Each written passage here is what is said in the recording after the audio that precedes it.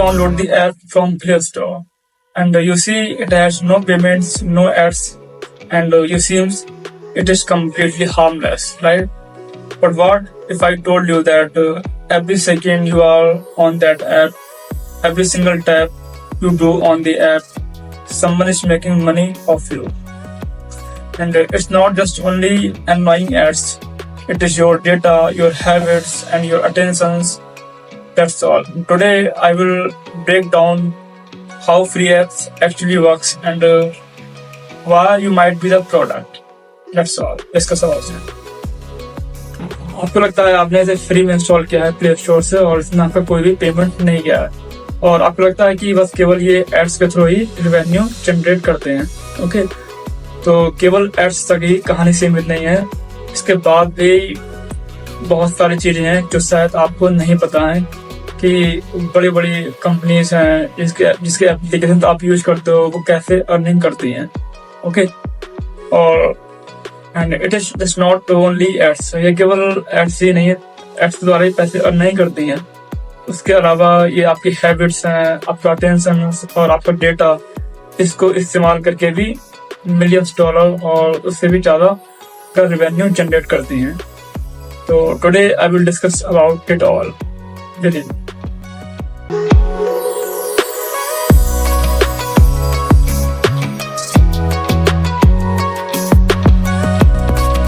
Apps are not free to build. The developers spend months of time in coding, testing, designing, and they pay for servers, updates, and even for customer support.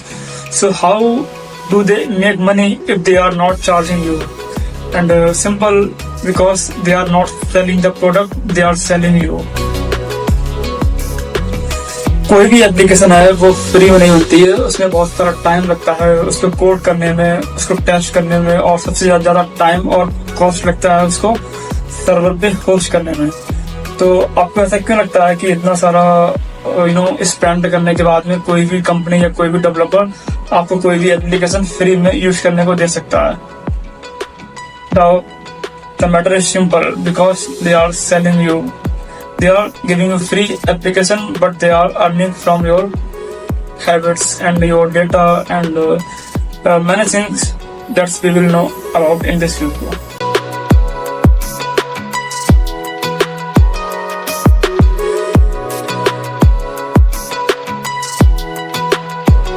Let's talk about what data they collect from you. Okay, so most people even don't realize how much data they give away for free. And the free apps often request access to your contact, your locations, and your keywords, whatever you are typing from keyboard, and your microphone, and some applications are even tracking what other applications you are using. So बहुत से लोगों को ये पता भी नहीं है कि वो किस टाइप का डेटा उनके फ्री एप्स को वो दे रहे हैं। ठीक है, तो उसमें जो फ्री एप्लीकेशन हैं वो मोस्टली क्या क्या डिमांड करती हैं यूजर से for permission. They ask for the microphone permission and contact permissions and keywords permission, whatever you are typing your keywords, and और कुछ एप्लीकेशन जैसे कि फेसबुक हो गया, व्हाट्सएप हो गया, और कुछ बहुत सारे एप्लीकेशन हैं वो यहाँ तक ये भी ट्रैक करती हैं कि आप अदर एप्लीकेशन कौन सी यूज कर रहे हो, उनको भी ट्रैक करती हैं, और इन सबको ट्रैक करके वो इसका इस्तेमाल करती हैं कि आपको किस टाइप के एडवर्टीजमेंट शो करने हैं।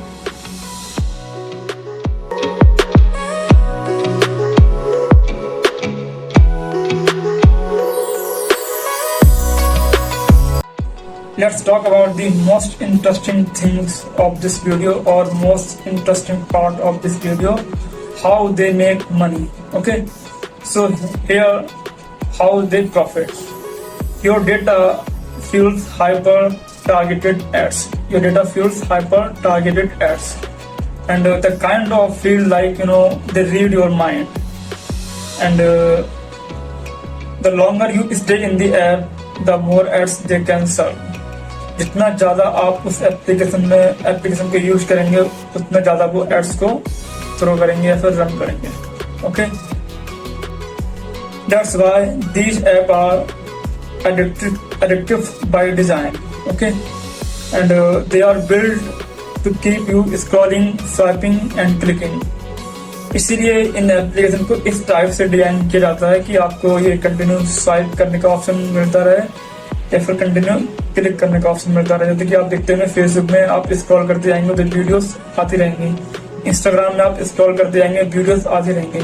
ओके, इसीलिए इनको इस टाइप से डिजाइन किया जाता है कि आपको ज्यादा से ज्यादा टाइम आपका ले सके। some applications even sell your data to third parties।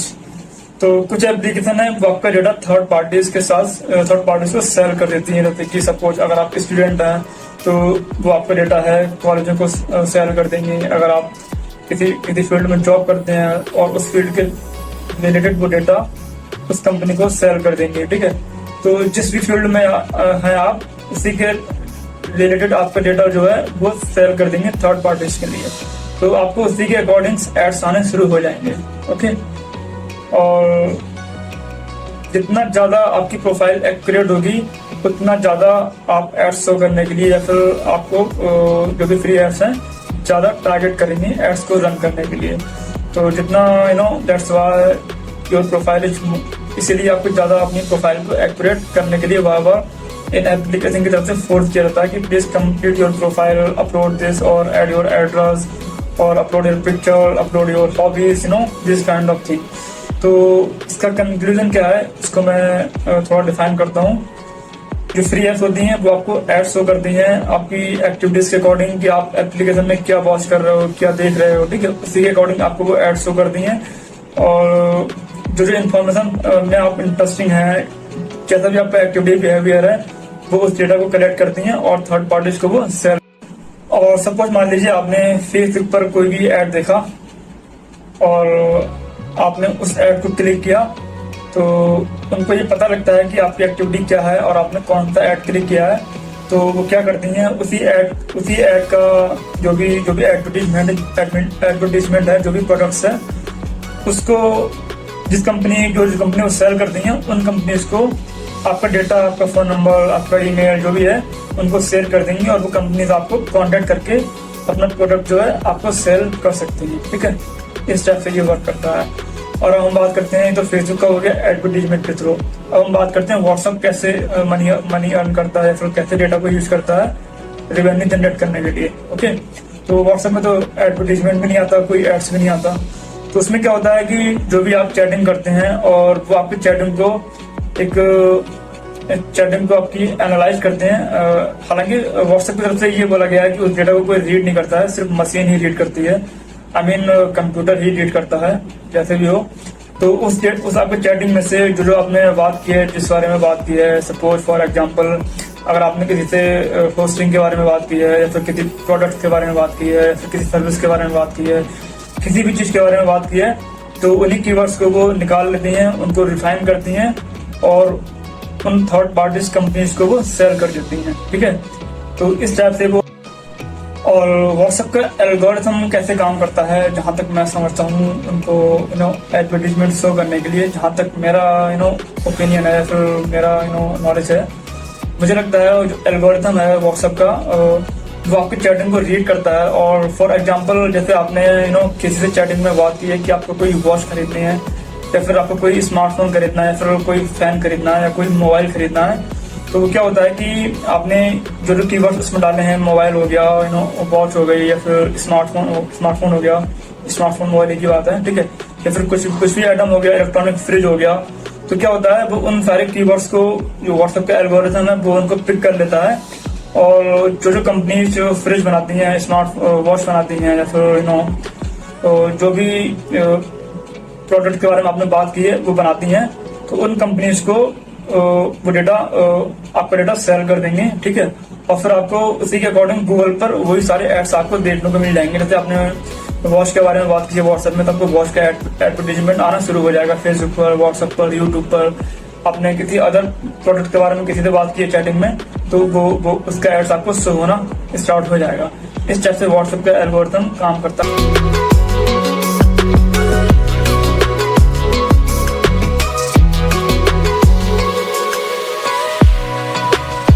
You are not just a trading data, you are trading privacy, mental health, even freedom of choice. App tracks what content make you stop scrolling and push more of it, even its fake division or harmful. And some even use dark patterns and sneaky UI tricks and make you stay longer and for longer or share more. And you agreed to off it. And the privacy policy you never read it.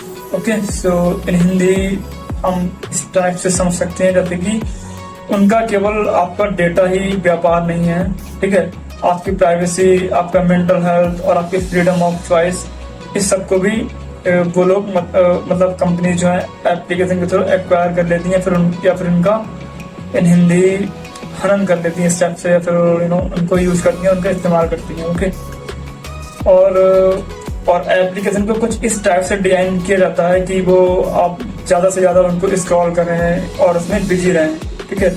आप एक reel scroll करते हैं, दूसरी reel उसी में की और interesting आ जाती है। आप एक वीडियो स्क्रॉल करते हैं फेसबुक में, दूसरा वीडियो उसी के सिमिलर आ जाता है, ठीक है। तो उनको कुछ इस टाइप से डिजाइन किया जाता है, एल्गोरिथम इस टाइप से बनाई जाती है कि आपको ज़्यादा से ज़्यादा टाइम वो आपको इंगेज रख सकें, ज़्यादा से ज़्यादा टाइम आपको वो उस एप्लीकेशन में बिजी रख सकें। इससे आपका टाइम लॉस होता है, आपका फोकस लॉस होता है, आपका वर्क, आपका बिजनेस, आपका मेंटल हेल्थ, पीस, सारा कुछ लॉस होता है। ओके, सो जिसको हम हिडन कॉस्ट के रूप में कंसीडर करते हैं, ठीक है। और इसको वो प्राइवेसी पॉलिसी में मेंशन भी नहीं करती हैं कि इस टाइप से एप्लीकेशन को डिजाइन किया गया है, क्या एल्गोरिथम में उसको इस टाइप से बनाया गया है जो आपको टाइम का लॉस करता है, आपका फोकस, आपका peace, freedom, choice, mental health, सब कुछ उसमें होता है।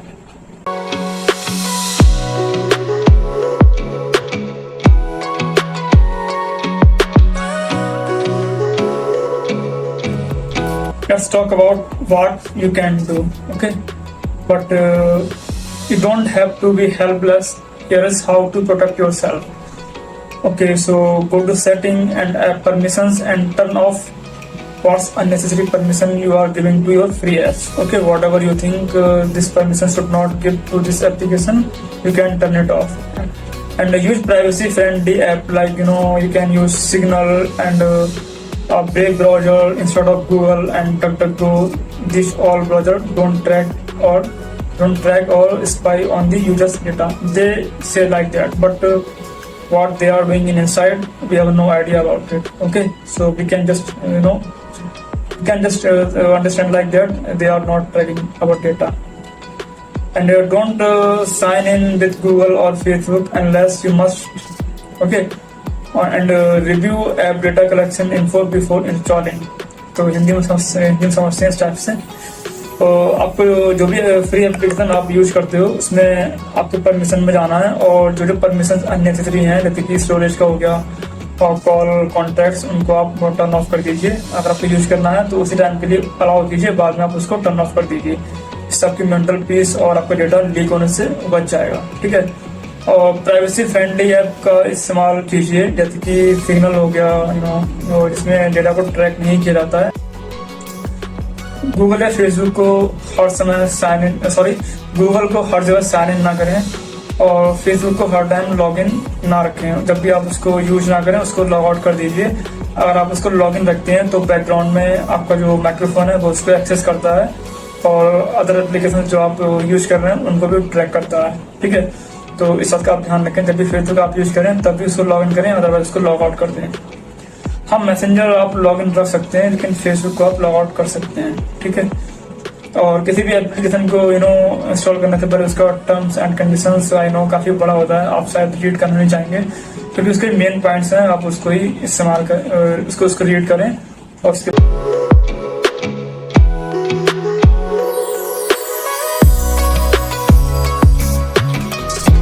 free apps are not evil or bad. Many are useful, even life-changing. But in 2025, being tech smart means knowing the hidden cost of free applications. Okay, so if you are not paying the money for free application or any application, you are paying with your time, data, control, mental peace, and your distraction from your real goals like study, your job, your profession, your career. These are charging by the free apps. Okay, so take care how to use the free apps, and how to control your data.